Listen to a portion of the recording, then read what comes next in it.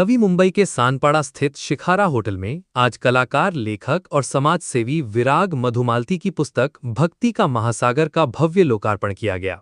भगवान भैरव को समर्पित इस पुस्तक में 1 साल के भीतर लिखे गए 1107 मौलिक भक्ति गीत शामिल हैं। इस अनोखी उपलब्धि के लिए विराग मधुमालती को world records book of India ने उनके 9वें विश्व रिकॉर्ड से सम्मानित किया। पुस्तक का लोकार्पण पद्मश्री अनूप जलोटा और मेघराज राजे भोसले के हाथों हुआ। इस कार्यक्रम में कई गणमान्य अतिथि मौजूद रहे। अनूप जलोटा ने कहा कि इतने कम समय में 1107 भक्ति गीत लिखना एक बड़ी उपलब्धि है और ये पुस्तक श्रद्धालुओं के लिए प्रेरणा बनेगी। वहीं मेघराज राजे भोसले ने कहा कि विराग मधुमालती ने भारतीय संस्कृति और भक्ति साहित्य को नई पहचान दी है। विराग मधुमालती ने कहा कि भक्ति का महासागर उनके लिए सिर्फ एक पुस्तक नहीं, बल्कि भगवान भैरव के प्रति उनकी श्रद्धा और भक्ति का प्रतीक है। उन्होंने अपना 9वां विश्व रिकॉर्ड सभी श्रद्धालुओं और शुभचिंतकों को समर्पित किया। सबसे पहले तो मैं बहुत आश्चर्यचकित हूँ कि इतने सारे भजनों की रचना करना एक व्यक्ति के द्वारा इतने कम समय में, ये एक विश्व रिकॉर्ड है और मैं बहुत ही धन्य अपने को मानता हूँ कि इसका रिलीज मेरी उपस्थिति में हुआ है। आज बहुत आवश्यकता है अच्छे भक्ति गीतों की, क्योंकि जिस तरह के गीत आप लोग फिल्म में सुन रहे हैं, आप सब जानते ही हैं, जो मन ही नहीं होता कि उनको गाया जाए, सुना जाए, बोला जाए, परिवार पूरा बैठ के उसको सुन नहीं सकता है। तो हमें इस तरह के गीतों की आवश्यकता है समाज को सुंदर बनाने के लिए, समाज के मूल्यों की रक्षा करने के लिए, और उसके लिए विराग जी आगे आए हैं।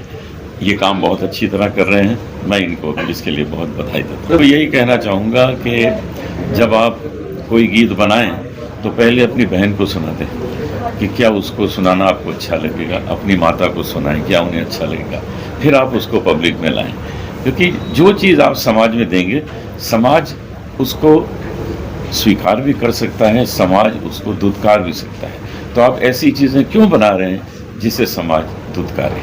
आज माझं 1 वर्षाचं जे स्वप्न होतं ते आज पूर्ण झालं आहे आणि ते ओपनिंग पण भजन सम्राट श्री अनूपजी जलोटा यांच्या हस्ते आणि सोबत स्वर्णिम युग जसं मी बोललो आहे की मेघराजजी राजे भोसले हे पण पुण्याहून आले स्पेशल या कार्यक्रमाला। तुम्ही खरंच आज गदगद आहे आणि पूर्ण झाल्यासारखं आज वाटतं आहे 1 वर्षाचं स्वप्न। ये एक्चुअली 1107 गीत बने हैं। देखिए ये भी एक कोइंसिडेंस बोलो या फिर उनकी इच्छा बोलो कि 9 आंकड़ा जो होता है भैरू जी का होता है, तो 1107 का टोटल करेंगे तो भी 9 अपने आप हो गया। वो भी मैं चल के जब गया था वो भी 1305 किलोमीटर, वो भी 9 अपने आप हो गया था भैरू जी का। तो ये कोइंसिडेंसेस होते आए हैं और इसमें भैरू जी के ही पूरे भजन से, नाकुड़ा भैरव देव के, शिव जी के जो अवतार माने जाते हैं, शिव जी का जो बाल रूप है भैरू जी, तो यही इसका ये है बेसिकली भैरू जी के 1107 भजन से इस किताब में।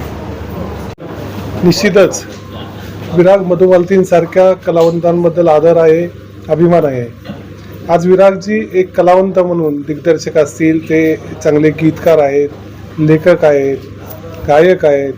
हे करत असताना एक कलावंत म्हणून मोठा असताना एक व्यक्ती म्हणून जास्त मोठे आहेत असं मला वाटतं, कारण त्यांनी कलेबरोबरच आपल्या या कलेचा फायदा लोकांसाठी कसा होईल अशा अनेक सोशल ॲक्टिव्हिटीज या माध्यमातून केलेले आहेत। पर्यावरण असेल, अंध व्यक्तींसाठी नेत्रदान असेल, या गोष्टीसुद्धा करणं गरजेचं आहे। आणि 9 वर्ल्ड रेकॉर्ड करणं, ज्याप्रमाणे अनुपजींनी आत्ता सांगितले की 9 क्षेत्रामध्ये ते जगात, विश्वामध्ये नंबर 1 आहेत, असं व्यक्ती आमच्यावर आहे। हीच अतिशय अभिमानाची गोष्ट आहे। एक मराठी माणूस काय करू शकतो।